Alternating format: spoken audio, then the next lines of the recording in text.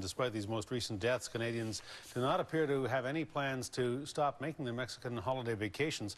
Close to 1 million Canadians visited Mexico just in the first half of this year alone. That's an increase over 2009. Travel from Canada to Mexico has been rising steadily, despite recent drug violence and the deaths of 18 Canadians in that country since 2006. But this latest tragedy is not deterring people from the plans they have to pack their shorts and sandals and head south. A News reporter Aaron Glazier has the story. Many vacationers at the resort, popular with Canadians, remain, while others have flown home. So we thought it was an earthquake. The Sunday morning blast rocked the lobby area of the five-star resort that now looks far different than the glossy pictures in this travel magazine. This is the resort where the accident occurred. I believe the accident was in that building, on that shot there. Mexican officials say the blast was the result of a naturally occurring gas buildup underneath the resort built on swampland, something Athlone Travel President Liz Smith says could have happened anywhere.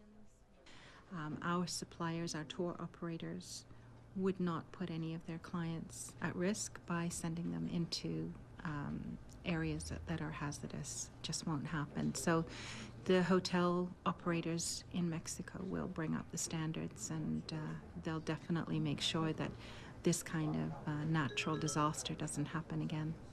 And while the images of debris and bodies were embedded in the minds of returning Canadians, I ran over there, man. I seen people laying all over the floor. It was bad, man. There was people dying. Big chunks of glass that just sliced people into, like, it was bad. The incident that killed 5, including a father and his 9-year-old son and 2 Mexicans, is forcing resorts to now run extensive inspections that will likely make them safer than ever, says Smith. And I think it'll be like, carbon monoxide monitors may be made available. A similar kind of tool will be developed because swamp gas is obviously occurring naturally in the area, so they'll have to deal with that. 6 people were also injured in the blast, 2 critically. But for local businessman Gordy Dodd, he says he's not scared and will be traveling to Mexico next week. It could happen anywhere, so we are not scared. My wife told me this morning in the first news, she said, look what's happened. I said, don't worry about that. This is a natural thing. These things happen.